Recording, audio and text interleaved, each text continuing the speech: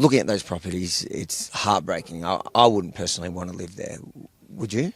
Oh, no way in hell. They are absolutely horrendous. I don't know how anyone could sleep in there. I mean, you've seen the amount of roaches and things like that and mice. They'd be crawling on you all night. There is no way I would live or be able to sleep in those properties. And from the, I suppose, the police side and civilian side here, this is why so many children are on the streets. There is not, I don't know any child that would want to spend time in that or use a toilet in that or bath in that sort of environment or just sleep in there on the floor with cockroaches and mice everywhere and rubbish, dirty nappies, smashed windows, intoxicated people, violence, sexual offences against children, women.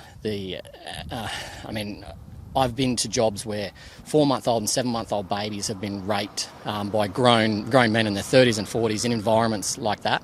But yeah, a child, if I was one of those children, I would not be in that environment. I would be on the street as well. You would not get me to spend a night in those properties. The streets certainly seem cleaner than that and almost safer than that. Yeah, definitely, and definitely safer. Avi Amini for Rebel News in Alice Springs, and what you're about to watch is another report filed at therealvoice.com.au, where you can see everything we've covered here over the week. Therealvoice.com.au. Have your say, and if you think our mission is important, to tell the other side of the story, the truth from here on the ground in Alice Springs, please consider chucking in a few bucks to cover the cost. Therealvoice.com.au. It wasn't cheap to get here, but I think it was well worth it. Therealvoice.com.au. Check out all our reports and share them far and wide. Enjoy this one. I'm the owner of a construction renovation company in Alice Springs with electrical, carpentry, CCTV alarms and all sort of aspects of building trades. And out of interest, you were former police? Yes. Former police officer with the Northern Territory Police and the Australian Federal Police, so all up just over 15 years service. A lot of it was general duty service in Alice Springs and remote indigenous communities. And then I progressed on to the Tactical Response Group and then the AFP Tactical Response Group, doing sort of jobs all around Australia and overseas and places like Timor, Papua New Guinea, around there, places like that. And now you're, I guess, on a different front line. Tell us about that. Well, before I joined the police force, I did have a trade in communications, telecommunications, so doing data cabling, things like that, which led to a lot of my roles in the police doing like bomb response and things like that with my background. So when I determined it was time to leave, I basically went back to that trade doing data cabling, and then it just grew into the requirement to need electricians and then carpenters for all the jobs I was doing. So I sort of rolled the dice and set up a full trades company with all of those trades in the one house, and then just started subcontracting to different construction firms and things like that around town. And a lot of your gigs at the moment, what are they? Majority of our gigs at the moment are CCTV and alarms because of the environment we're sort of in at the moment. But then the other major part of that is renovating properties that are, I suppose, tenants vacate their properties. Then we're giving them to quote and renovate and then put them back into service. So, yeah, majority of that is indigenous housing, yes. And so describe the kind of house that you take, that you're given to renovate, and how often have you done one house? Okay, we have had a couple of houses repeated over 1 year with the same house, same location. But yeah, a lot of them the tenants can be in there for say 6 months, and it then gets inspected. It has a lot of faults or defects from damage. And then it becomes uninhabitable. So then it's handed over to us to renovate and other companies in Alice Springs. So some of it comes from legitimate domestic violence events. Others come from vandalism events, from, say, youth crime in Alice, or the tenants themselves. Or what happens is we often see influxes of people from remote communities come in and have nowhere to stay. So they'll find relatives or friends that have a government property, and they'll all crash there. So you'll drive past a lot and you'll see mattresses out the front, mattresses on the veranda or in the car park. That is family members with nowhere to stay. They stay there.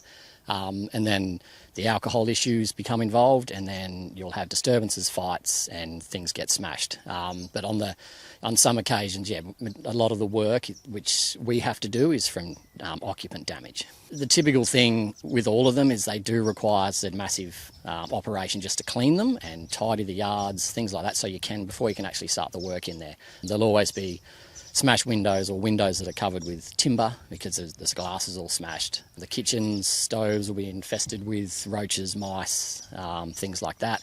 But that's not a fault of the dwelling. It's because there is food and nappies and things just laying all over the floor. They're not put in the bins and put it on the street like other sort of dwelling owners in town. So kitchens with no doors, the doors get ripped off. Things on the walls like saliva, urine, feces, graffiti, medication always laying around. There'll be clothes, old couches, old mattresses that we wouldn't sleep on. They're incredibly unhealthy. So yeah, they're all sort of a mixed bag when you get them, but generally those sorts of things are always there. There's always bio cleaning requirements and mass damage to kitchens, stoves, windows, security screens. All the fly screens will have holes in them.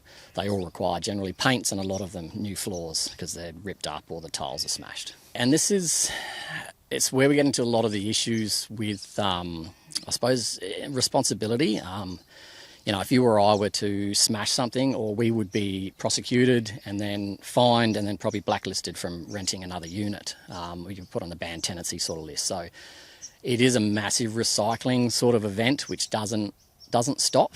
And that's not every tenancy, but there's a lot of them that we, obviously with the frequency and the amount of houses that are done here, it's quite a big issue.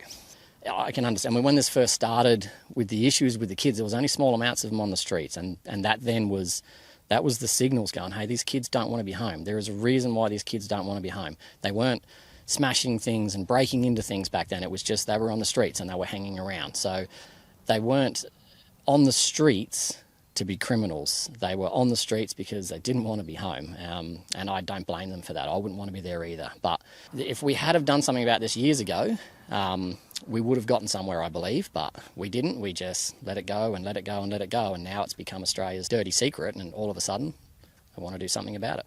You're there to pick it up. Once again. Clean it up. Yep, Yeah. Community's there to clean it up again, and the same old answer is just throw more money at it. But as you can see, this town it's not a money problem. This is a family problem, an environment problem, an education problem, and we said it years ago. Talking to Gunner was pointless. The man was, there's so many words for him, but just an incompetent fool. If we had to build a facility for these kids years ago, just somewhere safe, and even if it was full of beds, playstations, basketball courts, staff it with Indigenous people, that we're handing bulk money to certain organisations which don't do anything, and they've been here forever. I shouldn't say they don't do anything. They do stuff, but it's clearly not working. It's not effective. So there's no point throwing money at the same pools again. What we found, and even, I suppose with territory families, they look after a lot of kids that just want family and want love, want help, want all the rest of it. If we had some sort of facility like that, these kids, a lot of them would self-represent just to have somewhere to sleep, where they're safe, going to get some love, some interaction and some food and a shower and stuff like that. We see them here going into Kmart and they just get changed in where the new clothes is and then run out the store with new clothes. They're not doing that to be arseholes. They want clothes. They need clean clothes, and they can't shower at home. You're not getting clean clothes at home. So these are not criminal elements or organised juvenile crime gangs. These are kids that need a family and need some love. Survival. Exactly. Yep. And I don't know any race or religion or anything that would do anything different. They would all be the same if they were in that environment. If you thought this report was as important as I do, make sure to like, comment, but most importantly, share it far and wide, because we know the ABC is not telling the truth from here on the ground in Alice Springs. And then head over to therealvoice.com.au, check out our reports there from here on the ground, and have your say in the poll. And finally, if you think our mission is important, please consider chucking in a few bucks. We don't take your tax dollars without asking you to fund fake news. We ask you to help support real journalism from independent journalists. Therealvoice.com.au. Anything helps. It wasn't cheap to get here, but it was well worth it. And with your support, I'm sure we'll cover the cost. Therealvoice.com.au. Check it out.